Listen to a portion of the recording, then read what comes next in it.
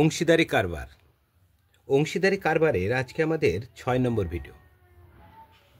এর আগে আমরা 5টা ভিডিও করেছি, আজকে আমরা 6 নম্বর ভিডিওতে একটা অঙ্ক নিয়ে এসেছি। এরপরে আমরা অংশীদারি কারবার নিয়ে আর একটা ভিডিও করব এবং সেখানে অংশীদারি কারবার সম্পর্কে যে সমস্ত শর্ট প্রশ্নগুলো আছে সেটা নিয়ে আলোচনা করব।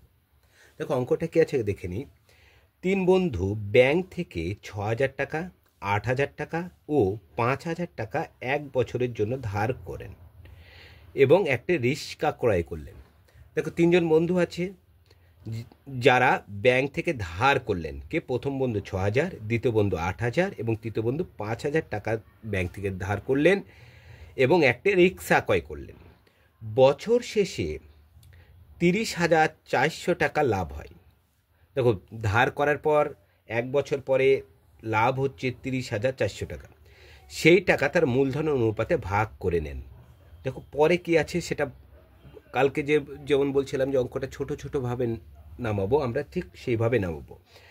ভাগ করে নেবার পর নিজ নিজ ঋণ ব্যাংকে ফেরত দেন।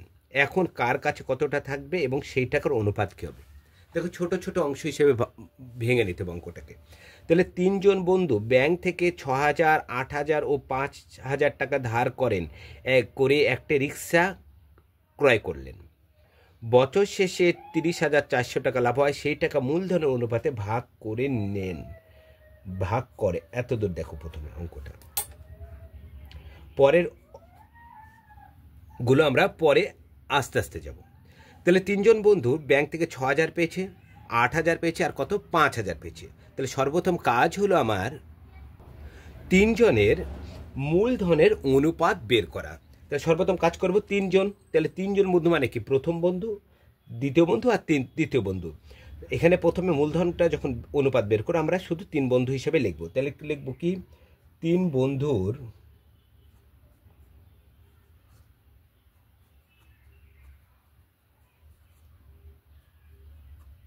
মূলধনের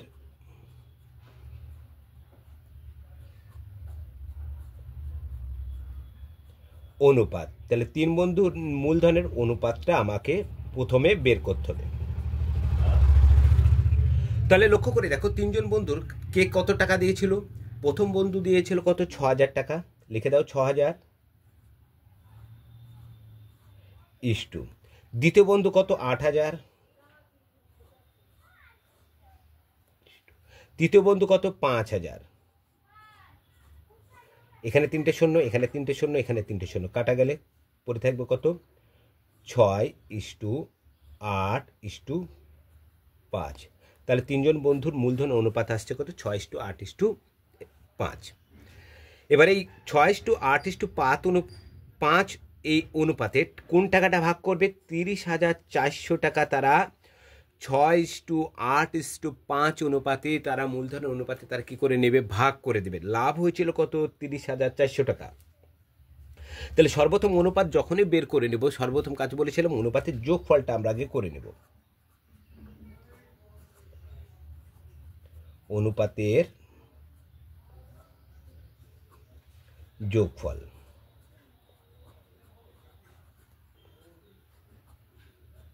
তাহলে অনুপাতের যোগফলটা কত আছে? দেখো 6 + 8 + 5 যোগ করে দাও। 6 5 11 আর 8 19 হয়ে গেল। তাহলে অনুপাতের যোগফল হয়ে গেলে এবার দেখো 3 জন বন্ধু আছে। তাহলে প্রথম বন্ধুর অংশ, দ্বিতীয় বন্ধুর অংশ এবং তৃতীয় বন্ধুর অংশ আমাকে বের করতে হয়। কিন্তু আমি বলেছিলাম কি ওটা শর্টে ওই আমরা যদি অংশ নাও বের করি একবারে হয়ে যাবে। তাহলে অংশ আমরা দেখো প্রথম বন্ধুর 6, দ্বিতীয় বন্ধুর 8, তৃতীয় বন্ধুর হচ্ছে 5। তাহলে প্রথম বন্ধুর অংশ হবে কি বলেছিলাম? প্রথম বন্ধুর যেই টাকাটা থাকবে সেটা লবে যাবে এবং যোগফলটা কোথায় চলে যাবে? হরে যাবে। তাহলে প্রথম বন্ধুর অংশ হয়ে যাবে। তাহলে প্রথম বন্ধুর অংশ আসছে 6, দেখো লবে, হরে আছে কত? 19 চলে যাবে। তাহলে 6/19। একইভাবে দ্বিতীয় বন্ধুর হচ্ছে অংশ হবে কত? 8/19। তৃতীয় বন্ধুর অংশ 5/19। তাহলে কত টাকা ভাগ করবে? মূলধন অনুপাতে 30,400 টাকা। তাহলে দেখে নি 30,400 টাকার মধ্যে প্রথম বন্ধু কত পায়? 30,400 টাকার মধ্যে তাহলে 30,400 টাকার মধ্যে সর্বপ্রথম কাজ কার বের করবে? প্রথম বন্ধু পাবে। প্রথম বন্ধু পায়। তাহলে মোট কত? 30,400। 30,400 গণিত প্রথম বন্ধুর অংশ। প্রথম বন্ধুর অংশ, প্রথম বন্ধুর টাকা কত? 6। উপরে লিখে দাও। যোগফলটা কত? 19। তাহলে 19 দিয়ে কাকে লঘিষ্ঠকার করবো? 30,400-কে। যদি করি হবে 1600। তাহলে উপরে পরে আছে কত? 1600 আর 6। 500 লোক আছে, 600 লোক 96। কটা শূন্য? 2টো শূন্য টাকা। তাহলে 30,400 টাকার মধ্যে প্রথম বন্ধু পাচ্ছে কত? 9,600 টাকা।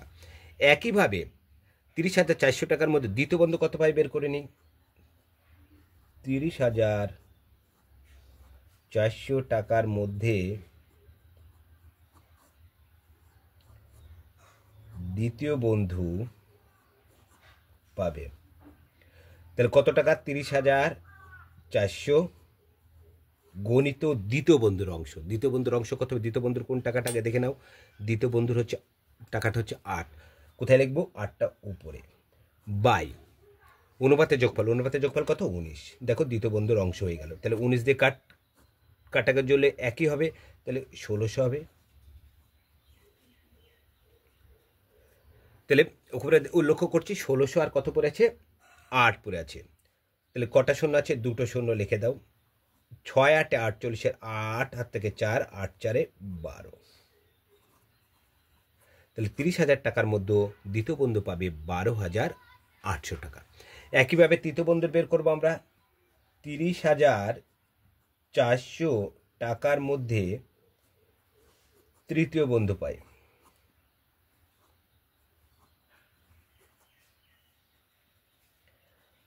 তিরিশ হাজার 400 গণিত তৃতীয় বন্ধুর অংশ। তৃতীয় বন্ধু কত? 5।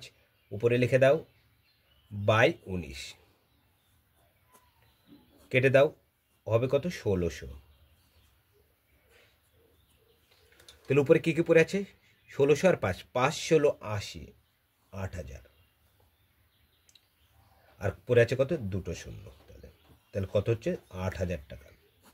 তাহলে 30,400 টাকা, 30,400 টাকা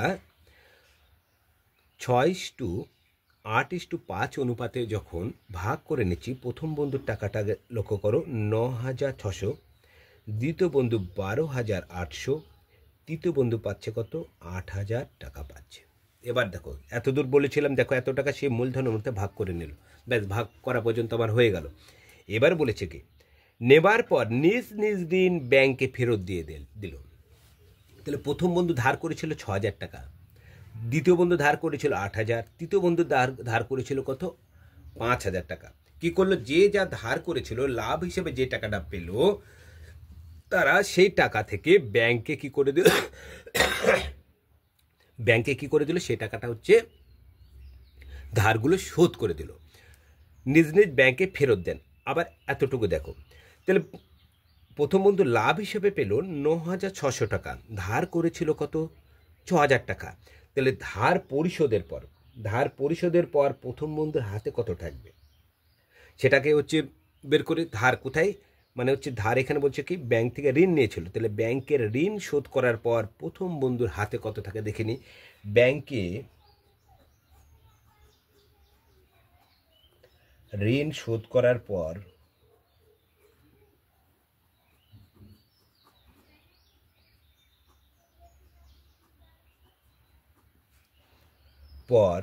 প্রথম বন্ধুর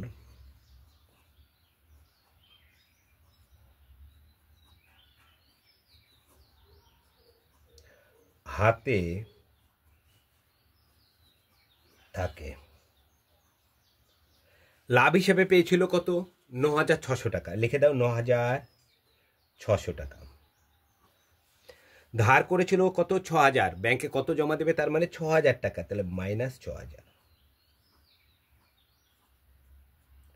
তাহলে ছিল 9,600 টাকা, ধার শোধ করলো 6,000, তাহলে তার হাতে থাকছে কত? 3,600 টাকা। তাহলে ধার পরিশোধ করার পরেও কিন্তু প্রথম বন্ধুর লাভ হিসাবে 3,600 টাকা হাতে থাকছে। একইভাবে আমরা বের করব কি দ্বিতীয় বন্ধুর। তাহলে ব্যাংকে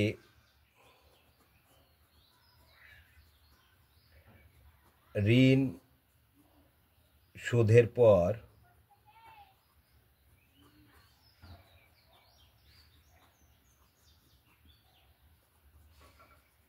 দ্বিতীয় বন্ধুর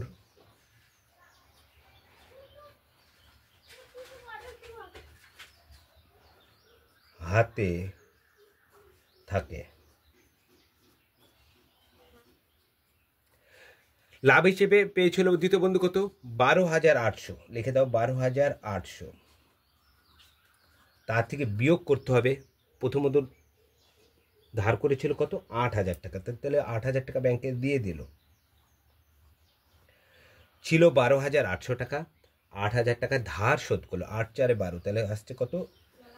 4,800 টাকা থাকছে কার হাতে? প্রথম বন্ধুর হাতে। লাভ হিসাবে থাকছে কার হাতে? প্রথম বন্ধুর হাতে ধার শোধ করার পরেও 4,800 টাকা থেকে যাচ্ছে। এবার একইভাবে ব্যাংকে তো তৃতীয় বন্ধু তো ঋণ নিয়েছিল। এবার তৃতীয় বন্ধু দেখি যে ব্যাংকে ঋণ শোধ করার পর তৃতীয় বন্ধুর হাতে কত থাকে। ব্যাংকে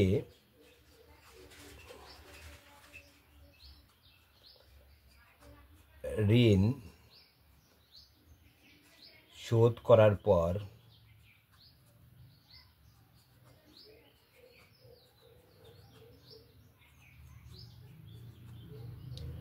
তৃতীয় বন্ধুর তৃতীয় বন্ধুর হাতে থাকে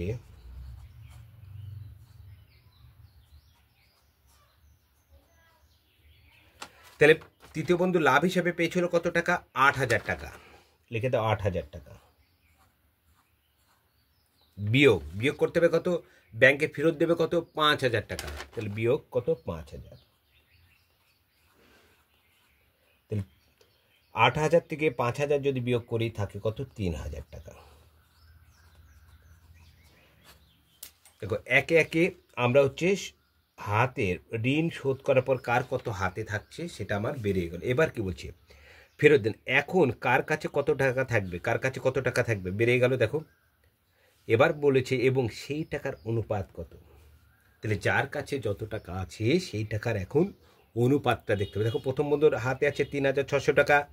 দ্বিতীয় ঋণ শোধের পর এটা 3,600 টাকা আছে, কিন্তু ঋণ শোধের পর, কারণ ঋণ শোধের আগে কিন্তু ছিল 9,600 টাকা, সেখান থেকে 6,000 টাকা শোধ করে দিল, তাহলে হাতে থাকছে 3,600 টাকা। একইভাবে দ্বিতীয় বন্ধুর প্রথম অবস্থায় হাতে ছিল 12,800 টাকা, ঋণ শোধ করলো 8,000, ঋণ শোধের পরে দ্বিতীয় বন্ধুর হাতে থাকছে 4,800 টাকা। একইভাবে তৃতীয় বন্ধুর প্রথম অবস্থায় ছিল 8,000 টাকা, ঋণ শোধ করলো 5,000 টাকা, ঋণ শোধ করার পর হাতে থাকছে কত? 3,000 টাকা।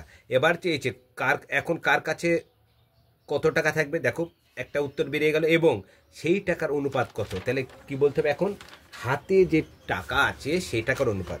অতএব তাদের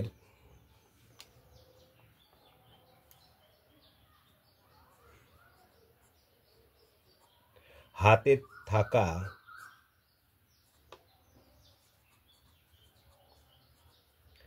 টাকার অনুপাত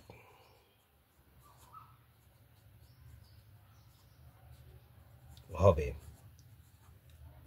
অনুপাত বের করে নাও। তাহলে প্রথম বন্ধুর হাতে আছে কত? 3,600 টাকা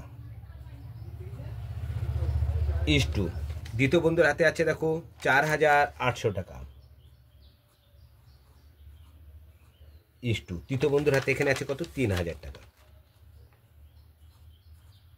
লক্ষ্য করো সবার মধ্যে দুটো করে শূন্য আছে। দুটো করে শূন্য যদি কেটে দিয়ে পড়ে থাকছে কত?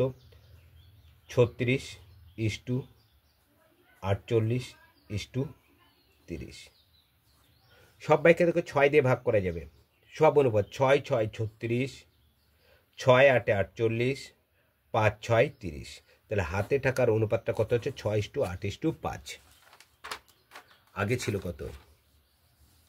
আগেও যা ছিল, পরে দেখো ঋণ শোধ করার পরে অনুপাতটা কি দাঁড়ালো? একই দাঁড়ালো। তাহলে আমরা লক্ষ্য করছি অঙ্কটাই খুব সহজে, দেখো অঙ্কটা একবার সিম্পল অঙ্ক। 3 জন বন্ধুর যে টাকা, কত টাকা ধার করলো, সে ধার করা টাকার অনুপাত, দেখো 3 জন বন্ধুর টাকার অনুপাত, মূলধন অনুপাতটা বের করে নিলাম। এবার যত টাকা লাভ হয়েছে, লাভ থেকে 6:8:5 অনুপাতে ভাগ করার পর কি কত টাকা পেলো সেটা আমরা বের করে নিলাম খুব সহজেই। এবার কি বলেছিল, নিজ নিজ ঋণ ব্যাংকে ফেরত দিয়ে দিলে, যে যত লাভ হিসেবে পেলো তা থেকে ব্যাংক থেকে যে যত টাকা ধার করলো সেগুলো ফেরত দিয়ে দিল। ফেরত দেওয়ার পর হাতে যে অবশিষ্ট টাকা থাকলো সেই টাকার অনুপাত, দেখো যার হাতে যত অবশিষ্ট টাকা ছিল 3,600, 4,800 আর ছিল 3,000, এটাকে অনুপাত করে দিলাম, হয়ে গেল 6:8:5। তাহলে অংশীদারি কারবার নিয়ে আমরা আজকে 6 নম্বর ভিডিও শেষ করলাম। আমরা আর একটা ভিডিও করব যেখানে অংশীদারি কারবারের বিভিন্ন শর্ট অঙ্ক নিয়ে আমরা আলোচনা করব। শর্ট ফর্মের অনেক অঙ্ক আছে যেগুলো অংশীদারি কারবার থেকে আমাদের বিভিন্ন পরীক্ষায় আসে, সেখান থেকে আমরা অংশীদারি কারবার যে সমস্ত শর্টগুলো আসে সেটা নিয়ে আমরা একটা ভিডিও করব, যেখানে বিভিন্ন শর্টগুলো তোমরা এই ভিডিও চ্যানেল থেকেই পেয়ে যাবে। আমি যেটা প্রতিদিন উল্লেখ করি যে আমার একটা নতুন চ্যানেল আছে ম্যাথ সাইন, এখানে বিভিন্ন কম্পিটিশন পরীক্ষার অঙ্ক দুপুর 12টার সময় আমি একটা দিয়ে থাকি শর্ট ফর্মে। তাছাড়া আমার নবকুমার স্যার হিসেবে যে চ্যানেলটা এখানে, সেখানেও আমি সন্ধ্যা 6টার সময় আমি একটা অঙ্ক দিয়ে থাকি শর্ট ফর্মে। আর লং ভিডিওটা আমি ছেড়ে সকাল 10টার সময় লং ভিডিও, এটা ছেড়ে কি লং ভিডিও। আর ম্যাথ সাইনের লিঙ্কটা তোমরা পেয়ে যাবে নবকুমার স্যার হিসেবে যে চ্যানেলটা আছে আমার, তার ডিসক্রিপশন বক্সে ম্যাথ সাইনের লিঙ্কটা তোমরা পেয়ে যাবে। আর তোমাদের যদি চ্যানেলটি ভালো লেগে থাকে তাহলে লাইক, কমেন্ট, শেয়ার ও সাবস্ক্রাইব করবে। আজ এই পর্যন্ত, পরের ভিডিওতে আবার দেখা হবে।